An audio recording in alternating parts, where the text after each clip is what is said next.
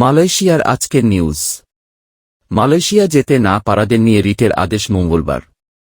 বিস্তারিত জানতে ভিডিওটির শেষ পর্যন্ত দেখুন। সব প্রক্রিয়া শেষে চূড়ান্ত ছাড়পত্র নিয়েও প্রায় 20,000-এর মতো কর্মী মালয়েশিয়া যেতে না পারার ঘটনায় করা রিটের উপর মঙ্গলবার আদেশের জন্য দিন রেখেছেন হাইকোর্ট। এ বিষয়ে সরকার পক্ষে একটি প্রতিবেদনের বিষয়ে অবহিত করার পর সোমবার এ আদেশ দেন বিচারপতি মোস্তফা জামান ইসলাম ও বিচারপতি এস.এম. মাসুদ হোসাইন দোলনের হাইকোর্ট বেঞ্চ। এর আগে এ বিষয়ে কী ব্যবস্থা নেওয়া হয়েছে তা 7 দিনের মধ্যে জানাতে নির্দেশ দিয়েছিলেন হাইকোর্ট। সে অনুযায়ী সোমবার রাষ্ট্রপক্ষে একটি প্রতিবেদনের কথা আদালতকে অবহিত করা হয়। আদালতে শুনানিতে ছিলেন রিটকারী আইনজীবী মো. তানভীর আহমেদ। রাষ্ট্রপক্ষে ছিলেন ডেপুটি অ্যাটর্নি জেনারেল তুষার কান্তি রায়। গণমাধ্যমের খবরে বলা হয়েছে একটি অংশ উড়োজাহাজের টিকিট সংগ্রহ করতে পারেনি, আর আরেকটি অংশ মালয়েশিয়া থেকে নিয়োগকর্তার চূড়ান্ত সম্মতি পায়নি। বিমানবন্দর থেকে তাদের গ্রহণ করার নিশ্চয়তা পাঠায়নি নিয়োগকর্তা।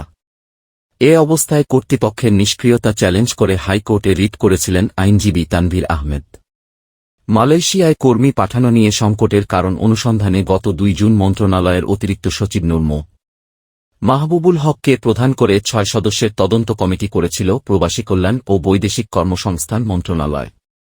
ওই কমিটির সুপারিশের আলোকে কয়েকটি ব্যবস্থা নেওয়া হয়েছে।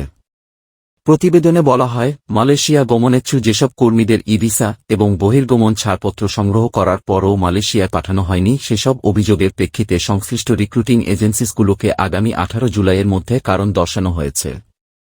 মালয়েশিয়া গমনেচ্ছু যেসব কর্মীর কাছ থেকে অর্থ নেওয়ার পরও মালয়েশিয়ায় না পাঠানোর অভিযোগ পাওয়া গেছে সে সব রিক্রুটিং এজেন্সিসগুলোকে কর্মীদের সকল প্রকার দেনা পাওনা নিষ্পত্তিপূর্বক প্রমাণক সহ আগামী 18 জুলাইয়ের মধ্যে অবহিতকরণের জন্য নির্দেশনা দেওয়া হয়েছে। গত জুলাই মন্ত্রণালয়ের প্রতিমন্ত্রীর সভাপতিত্বে মন্ত্রণালয়ের আওতাধীন সংস্থাগুলোর প্রধান, সংশ্লিষ্ট কর্মকর্তা, বায়রার, Bangladesh association of international recruiting agency নেতৃবৃন্দ এবং সংশ্লিষ্ট এজেন্সির মালিকদের সমন্বয়ে অনুষ্ঠিত সভায় সিদ্ধান্ত গৃহীত হয় যে মালয়েশিয়ায় যেতে না পারা কর্মীদের কাছ থেকে নেওয়া সমুদয় অর্থ আগামী 18 জুলাইয়ের মধ্যে ফেরত দিতে হবে। সংশ্লিষ্ট রিক্রুটিং এজেন্সিগুলোকে এ বিষয়ে জবাব দিতে কারণ দর্শানোর নোটিশ পাঠানো হয়েছে।